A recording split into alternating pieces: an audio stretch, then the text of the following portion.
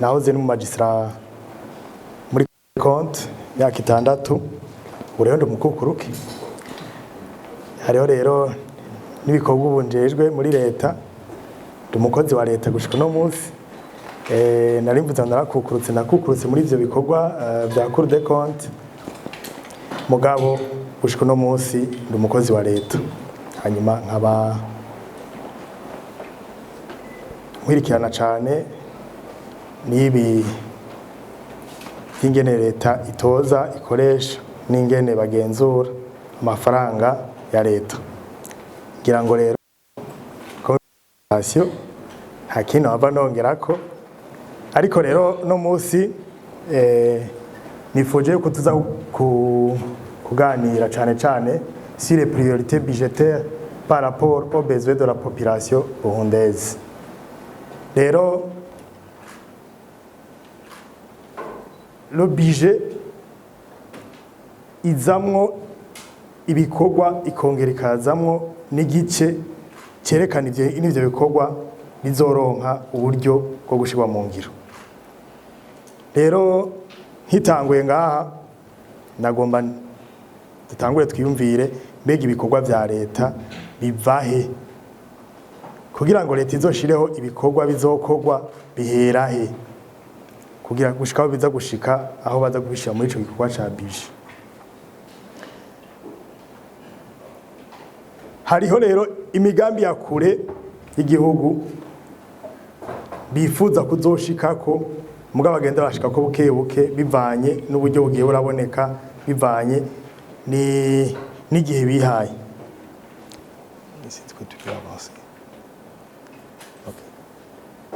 Comme nk'intangamarara two turerekana yuko le budget général de l'État ari nk'igikoresho cyo kugira ngo ushobore gushika aho utunganya imigambi ukanayishyira mu ngiro. Le budget général de l'État est un instrument pour bien piloter les politiques publiques d'une façon orientée et cohérente.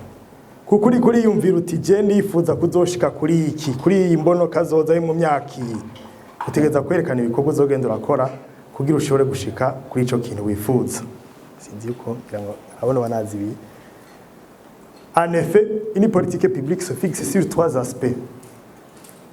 Ses fondements, ce qui nous envoie à ses finalités, donc à ce qui motive son existence. Mbega umugambi wanje ugomba kuzoshika kuki? Les instruments d'action qui permettent aux acteurs d'agir. Ero public twebwe rero bazobidukorera. Rero kuri ico ngerageje guca ku mayange harabayeho umuntu yitoza hanyuma turamutora arashiraho imigambi yifuza kuzoshikako mugari wenyene ntiyo yishikako nubwo twese tuba kumwe nk'abari mu gihugu. Rero iyo migambi umuntu arafise ses finalités agomba kuzoshikako mugabo arakeneye ivyo kugwa kandi arakeneye nabo korera. La priorisation budgétaire a une importance alors pour chaque État et plusieurs actions à mener pour le bien-être de sa population. En effet, il est très indispensable de se poser avant d'accueillir la question financièrement parlant. Que dois-je faire en premier lieu parmi mes priorités pour atteindre mes objectifs? Naciye niyumvira nk'akarorero nti mbe hamwe wowe ugomba kugura umuduga wo kwiyumvira uti mbanze nshibara izoshika iwanje cyangwa mbanze ngura umuduga. Muri ico gihe ubanza kwiyumvira uti umuduga urafisa uzohoce igihe wowe ugomba kwinjiza nk'abanyeshuri n'akarorero wohera kwakira abanyeshuri cyangwa ubanza kubaka amashuri. Ushobora gutira ibisubizo bikorera rimwe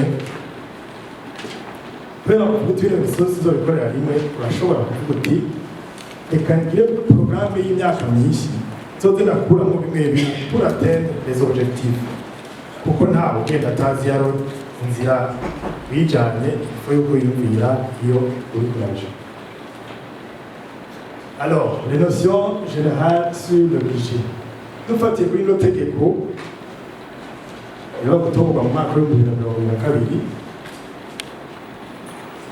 Le budget est une prévision des dépenses et recettes de l'État votée chaque année par le Parlement dans une loi de finances. Cet article dispose également que l'exercice budgétaire est une priorité d'une année donnée au gouvernement.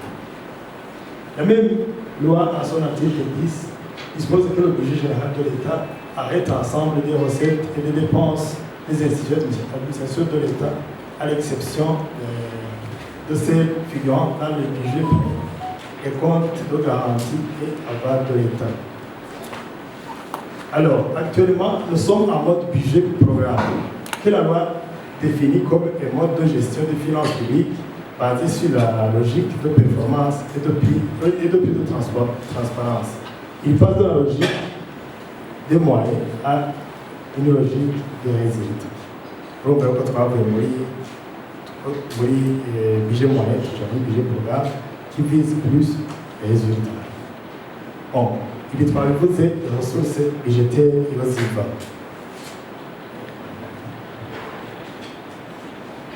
Ok. À chaque année, le gouvernement met dans la loi de finances des mesures nouvelles pouvant étendre ou diminuer l'assiette fiscale et le taux d'imposition. Au cours du projet de loi de finances qui a été dernièrement adopté par l'Assemblée nationale, les mesures instituées sont au nombre de 20. Nanibaza kumbaza zisomera mu buryo bwo kugira ngo berekane amafaranga azova bashobora kuduga cyangwa bamanuye bivanye n'ingene babonye revision ziba zashobotse. Ok, notez bien, toutes ces mesures ont un impact soit sur le gonflement pour la diminution des recettes. Je vous pose ma faranga, nous pouvons choisir tout ça. Bon, c'est dépenses.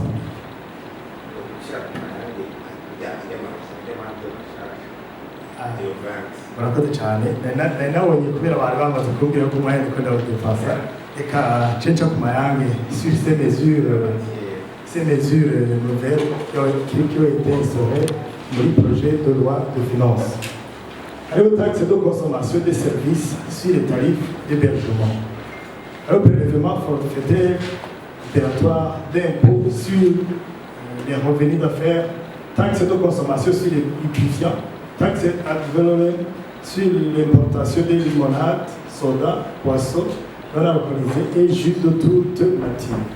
Il y a taxe sur l'emploi d'une main-d'œuvre étrangère.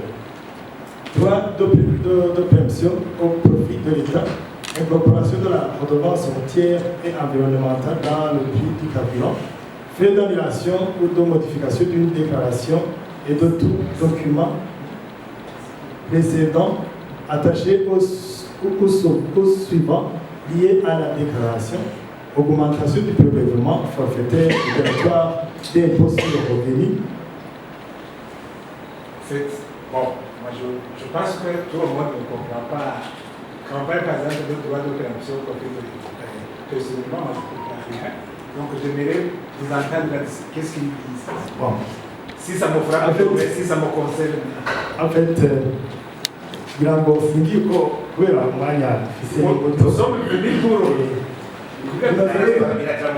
turaza kubibaza kugira ngo gusigura nta muzaba mugomba kuza turadutunga kugira ngo tugende systematiquement dufashe muze murandika utuntu mubona kugira ngo hageze umwanya w'ibibazo muze kumubaza hano aha kugira ngo umuntu wasize n'uko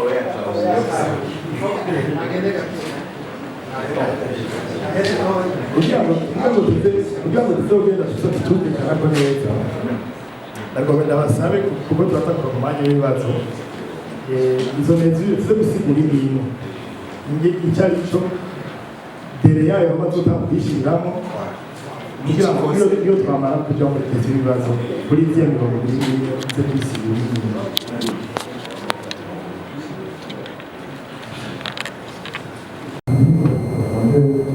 hanyuma rero ufata umwanya w'ibibazo kugira ngo ufate niba ufata izo mesure mirongo ibiri uzandike neza nuko udakugiriye amafaranga ikibazo kuri bimwe byo twagira bite asigaza icyo gihe cyaho urwego rw'icyo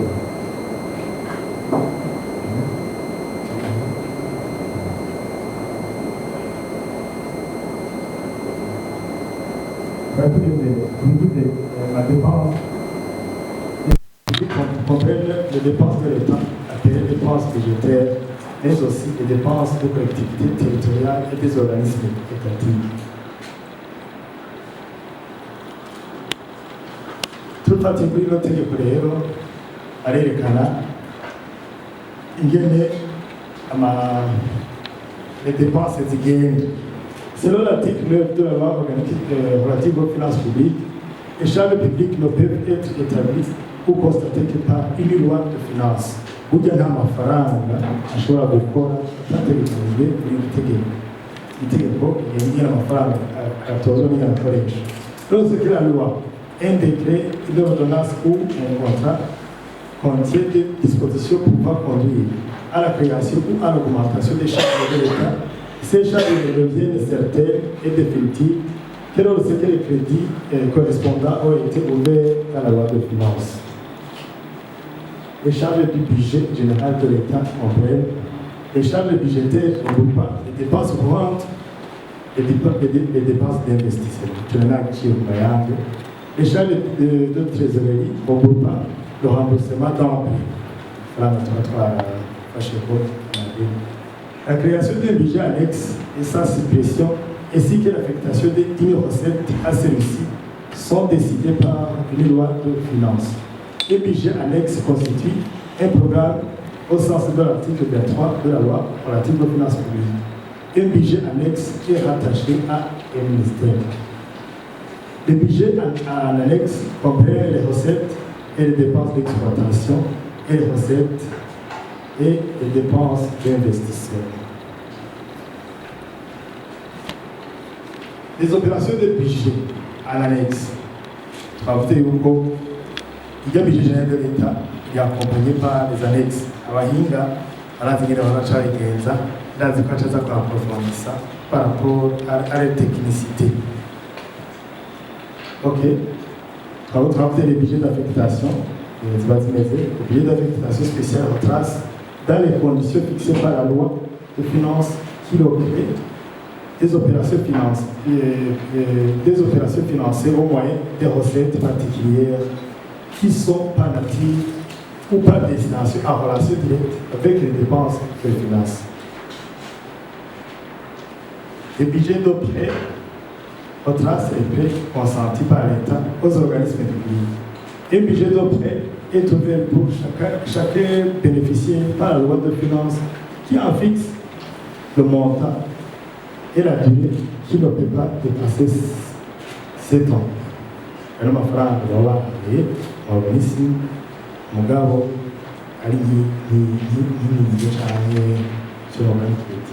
les prêts consentis sont productifs d'intérêt à un taux fixé par ordonnance du ministre en charge de finances. L'amortissement en capital des prêts de l'État est pris en recette au compte du prêt correspondant. Ok. Sur le solde budgétaire, par rapport à la recette et à la dépense, le budget de l'État fait apparaître un solde budgétaire global calculé par addition. Vous savez que le budget général de l'État est accompagné par des budgets annexes. Et alors, pour bien sûr, je vais solde, le solde du budget général est résultat de la différence entre ses charges et ses ressources. Ma frère, c'est le théâtre,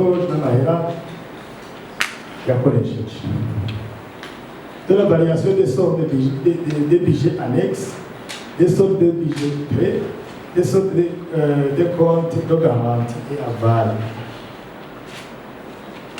Le montant des emprunts nécessaires pour le financement du solde budgétaire global du budget de l'État ainsi que le plafond d'endettement de l'État sont approuvés par la loi de finances. L'État ne peut recourir aux avances de la banque quand dernier ressort. Tout cas, l'endettement intérieur. L'État mu mafaranga yatoje igihe habaye imigirengeri ntiyategerezwa kwikura amafaranga muri banki. kubera irafise des conséquences sur amakuru économique. Hanyuma izo ngorane rero kenshi aho iwacu haraheze imyaka itari mike, iyo tugiye kuraba muri budget muri loi de règlement et de compte rendu budgétaire twama dusanga leta yari iguranye amafaranga muri BERP.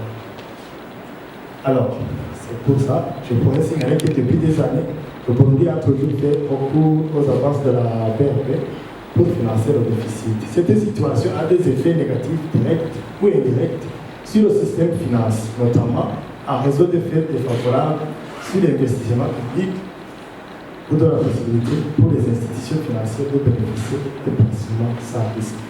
Et il y a trop de travail qui utilisent mon frère dans le BRP pour envoyer au corps. Ils ont réalisé que tout là investissement quand il y a une institution ils ont un déplacement oui les priorités budgétaires par rapport aux besoins actuels de la population. Et donc il projet de loi sous analyse baza baramaze gutora mu nama nshingamateka barashizeho des priorités surtout la préparation du budget de loi portant fixation du budget général de la République Burundi s'inscrit dans le cadre de la poursuite des réformes des finances publiques engagées par le gouvernement à travers la consolidation et l'assainissement des finances publiques. L'élaboration de nouveaux outils de planification et de gestion des finances publiques, en l'occurrence le document de programmation budgétaire économique pluriannuel, le programme d'investissement public, le cadre de dépenses à moyen terme ministériel, la stratégie de la dette à moyen terme et les projets annuels de performance des ministères en alignement avec les documents de planification nationale, à savoir la vision pour émergent en 2040 et puis développé en 2060. Le programme national de développement PND 2018-2027 révisé ainsi que les politiques stratégiques sectorielles. Kugira ngo baze gushikaho bagira budget bihera hasi bihera mu bushikiranganji abaminisiteri sectoriel n'ama-institution personnalisé agategekanya ibikorwa bizokora muri iyo compilation rero baza gushika mu bushikiranganji bujejwe ya ca leta no gutegekanya nyine planification bagaheza bagakompira ivyo bikorwa byose n'uburyo bizosaba hanyuma bagaheza bagira iyo projet de budget. Au niveau national, le projet de budget 2024 a été préparé au moment où le niveau général des prix a gardé la tendance haussière. Mais ce qu'on a ibiciro biratera biduga ibintu byose byankenewe. L'inflation annuelle s'est établie en moyenne à 27,1% en 2023, alors qu'elle était de 18,9% en 2022. Une analyse yagizwe yerekana yuko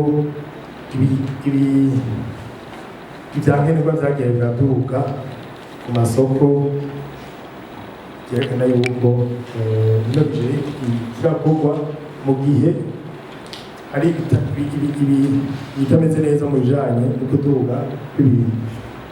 Dans le cadre de la mise en œuvre de la déconcentration de l'ordonnancement et l'exécution du budget de l'État dans chaque ministère ou institution constitutionnelle relève exclusivement de l'ordonnateur.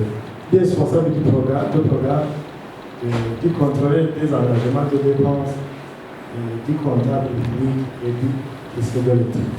Ibintu kimwe bije cyanezereye bavuga ni mu mpinduka zigiye kuba ni uko tugiye kuja muri budget programme, abantu bazoba batwara amaporogaramu kandi dusomye mu itegeko ryerekanye amafaranga atozwa n'ingana akoreshwa, barerekanye neza yuko uzoba atwara porogaramu azoshirwaho n'umushikiranganji par ordonnance ministérielle. Ivyo rero bice bitukuraho bya bintu duhora twumva nk'umuntu kubera yashizweho n'itego ry'umukuru w'igihugu, umushikiranganji akaba n'itego ry'umukuru w'igihugu avuga ati mbega wowe none burya wowe warashize, ubu rero umushikiranganji aba yarashizeho gukora ico kintu. Le ministère est responsable des institutions concernées, sont des ordonnateurs principaux, des crédits, des programmes, des dotations, des budgets annexes et des budgets d'affectation spéciale de les ministères ou institutions. Toutefois, le ministère en charge des Finances reste l'ordonnateur unique des dépenses en attendant la mise en place des systèmes d'information pour la déconcentration effective de l'ordonnancement. Bageze kuvuga ko ngari projet de décret sinzayo bigeze yerekana yuko bazaba déconcentra le rôle de l'ordonnateur. Dans le cadre d'une gestion efficace et efficiente des dépenses publiques, les nouvelles mesures ont été introduites. Kugira ngo bashobore gukora izo métiers zitatuyerekanye, les dépenses publiques autorisées sont uniquement celles inscrites dans le PTB, alignées à la nomenclature budgétaire harmonisée avec le plan comptable de l'État. Ikintu kitateganijwe muri PTB izosubira gusaba amafaranga. Icyo nacyo nyine ni cyiza. L'optimisation des recettes fiscales à travers la mise en service généralisée du système de facturation électronique par l'achat de 1858 machines et BMS pour les contribuables blancs, moyens et petits. D'une valeur de 2,4 milliards. Il faut digitaliser la collecte des recettes. Ubaremeye kuzogura izo mashine zizoza zerekana umuntu atanze kori cyangwa deklaration ziwe zikazoboneka biciye muri ubwo buhinga. Les dépenses d'investissement pour les constructions sont exécutées par le ministère et institutions qui les ont planifiées. Les crédits budgétaires relatifs sont prévus et engagés sur les lignes budgétaires des dits ministères et institutions. Hano habaye ikibazo kuko muri budget yaheruka bari bavuze ko ibikorwa byose byerekeye inyubako za leta bizoshirwa mu ngiro n'abaguzi. Rero harabonetse ikintu cyerekana yuko hari ibikorwa bimwe byagenera atiba bivanye n'uko itari ifise izo nguvu gishobora gushira mu ngiro izo nyubako zose. Murumva igihugu cyose uko yari kishasha kandi ubu rero urabona yuko ndaza kubaza batanga iyo orientation mugabo ubu ubushikanganje buba buri responsable kuri ico kintu cerekeye inyubako. Partant de cette pilier de la vision Burundi, pays émergent en 2040 et pays développé en 2060. Twavuze tuti mubi bashire imigambi izofashwa n'amafaranga ya leta izoshirwa mu ngiro n'amafaranga ya leta bavoma umugambi mukuru batera bamanuka mu maaction bakora kugira batoshikirwe wa mugambi. Nimba twihayangira ryo gushika muri 2040 turi pays émergent tukashika muri 2060 pays développé tugeza gukora rero ikintu mwaka batoshika yamose fondé sur l'engagement de l'État, efficacité économique, pilier, équité sociale, écologique et patrimoine durable et partenariat effectué, le projet de budget a donné des priorités budgétaires dont les priorités attentes. Le renforcement de l'autosuffisance alimentaire par la mise en place des centres agropoles, la mise en commun des terres cultivables et le programme de subvention des fertilisants et des semences dans les domaines agricoles. La diversité des exportations à travers la promotion des entreprises agro-industrielles et commerciales.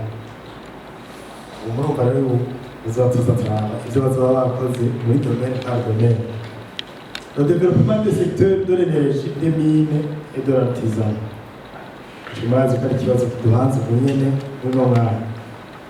La construction et l'entretien des infrastructures d'appui à la protection. L'amélioration de l'accès aux services sociaux de base et la protection sociale.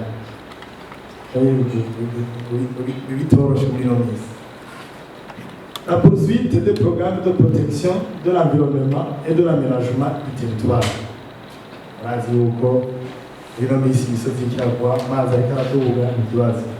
Le renforcement de la transparence budgétaire et de la bonne gouvernance ainsi que la décentralisation des services publics. il y a problème de gouvernance, tout le monde aussi. Le développement du partenariat régional et international, la modernisation de la gestion des finances publiques, la poursuite de la politique fiscale incitative pour l'investissement dans les secteurs porteurs de croissance. Alors, les investisseurs riches, bivanye n'ibibazo bitandukanye turaza kugira ngo umwiherezo hepfo le resserrement de la politique monétaire et la libéralisation de la politique de change. Ibyo rero amapriorité yaje muri projet de loi iriko ikiregereza zava ishyirwa mu mikorere. Alors, analyse critique de la situation des domaines prioritaires. Dufatiye rero mu biri muri wa mugambi mukuru vision 2040-2060 il y a le renforcement de l'engagement de l'État. L'État ikirakora kugira ngo ibintu byose bifatire mu gihe cyaduhereye mu ntwaro ibereye ibindi. La situation de la bonne gouvernance jusqu'à maintenant est précaire. Sur cet angle, il faut sensibiliser la population sur le leadership et la lutte contre la corruption et ses infractions connexes. Il faut poursuivre le renforcement de la bonne gouvernance que la corruption et ses infractions connexes qui gangrènent le pays touchant la valeur morale et la détérioration de la chose publique. Renforcer les structures de lutte contre la corruption, de la détection et la répression. Là, je parle de la Cour des comptes. Il y a la Cour anticorruption, il y a la Brigade anticorruption. Inzego ziteza gukora kugira ngo zishobore gudetekta no guhepima les infractions de la corruption et ses infractions connexes. Sur le développement de l'agriculture créative, de richesse et catalyseur de la sécurité alimentaire. C'est vrai, la grande partie de la population burundaise a comme activité l'agriculture. Néanmoins, l'agriculture burundaise reste de subsistance pour la plupart des ménages. L'agriculture mérite une attention particulière pour moderniser et augmenter la productivité du secteur agricole. Il faut impulser les liens des secteurs agricoles et industriels afin de capitaliser la création des richesses de tous les maillons de la chaîne de valeur. Ibyo ni biri muri ya vision. Ariko la manque de terre cultivable wifuza kurima, la manque de semences sélectionnées en temps utile, murazi yuko mbere basemere bati ibigori byabuze, ibiraya byabuze, imbuto. La non-mécanisation de l'agriculture, tukirimisha irya suka biracatugora. Le stockage de la production agricole par l'État kimwe anagezi ya kintu kiza kuko kitakibuza la circulation des produits kandi icyo gituma iyo produit abonetse sur le marché et puis ziguma ziri hejuru. L'interdiction d'échanger les productions agricoles produites par les autorités locales. Donc umuntu mu ntara ati nta kintu kiri mu ntara wa kuzoja mu ntara. La hausse généralisée des prix alimentaires risque de limiter l'accès des ménages pauvres à la nourriture. Imaginez rero nimba ari intara imwe yimbutse iyindi ikaba itimbutse urumva yuko izoba imeze neza intara ziko zirahanahana ibyo zimbuta. Le manque de carburant pour assurer le transport des intrants agricoles et des productions différentes et des différents ménages vers le marché. N'abimbuye ubu birabagora gushikana n'imbu wabo mu masoko. Urumva rero yuko le domaine agricole n'uno munsi ifise ibibazo bihanze. Bon, sur l'accès de l'énergie, murazi gushika uno munsi hari ibibazo byo kubura itara. Mugabo murazi yuko neza murazi yuko Uburundi guverinoma Bonde yari yashizeho kubaka ingomero za Jiji Murembe na Ruzibazi Busesi Somo Fox ariko gushika n'uno munsi zimwe muri izo ngomero murazi ko zahagaze kubakwa zindi ingorane n'abandi hanyuma n'izashoboye kuba zarubatswe twarumvise ko hashobora kuba hariho ingorane y'ibyuma byakira umuyagankuba turonka kugira ngo bashobore kuwuduha rero aba harakenewe yuko bishoborwa kidasanzwe pour l'amélioration des infrastructures de logistique et l'accessibilité de toutes les zones harakenewe inyubako zituma dushobora gushika aho dushobora gukora ibikorwa dutekanye ukuvuga n'ubwo mu bya investisema abantu uri ivyo bintu azi uko nk'ubu tugira ati mbega amalaboratoire mufise mu by'uburimyi n'angahe amalaboratoire mufise mu by'inyubako n'angahe mu bijanye no kubaka n'angahe byaba bitugora. Alors, le peu d'infrastructures que nous avons souffre d'une dégradation sans nom. Des fois, on peut se poser la question de savoir si les institutions chargées de suivre l'entretien et dites infrastructures sont toujours au travail ou sont additionnelles. Aho muciye hose murabona yuko ari inyubakwa zirigenera kandi zimeze neza. L'assainissement et la stabilisation du cadre macroéconomique. D'abord, dans la dynamique de développement, la stabilité macroéconomique contribue en amont à travers l'attractivité du territoire pour les investisseurs et autres initiatives d'appui à l'activité économique et en aval pour la conception et la coordination des politiques structurelles. Pour se lancer dans la trajectoire de l'émergence, le Burundi a besoin de concentrer les efforts dans une approche de gestion systémique et des équilibres macroéconomiques, notamment la politique de change et l'entretien. Le bintu bibiri biraduhanze kubera gushika uno munsi murazi ikibazo c'amadovize dufise naho tugeze muri by'amahozeri.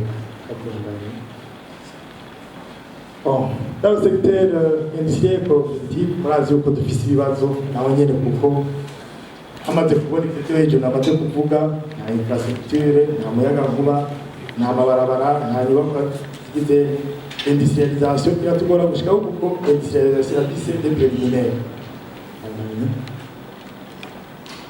Alors, pour l'industrialisation hari ikibazo gikomeye cyane cyerekeye BBN igihe cyose itazoba iriko irakora neza ishobore gushika aho ishobora kwasura la qualité de nos produits. Nos produits ne seront jamais compétitifs sur la scène internationale. Donc amatwi bifise ngaho kuko naho two produits bimeze neza udafise icyo kintu d'accréditation cyotugora. Rero BBN itegerezwa kubanza kuba fonctionner igakora neza kugira ngo ishobore gushika muri ibyo byanjye. Bon, pour le secteur finance, abantu aya mabanki aduha amafaranga haragahazi kuko umuntu nawe kwerekana imyaka arakora aterekanye n'igaranti biragora. C'est vrai yuko leta yagerageje kugira ngo ishobore gufasha abakiri bato mu gushyiraho banki de jeunes, gushyiraho na banki de femme bwabo n'abagabo turakeneye kwinvestir.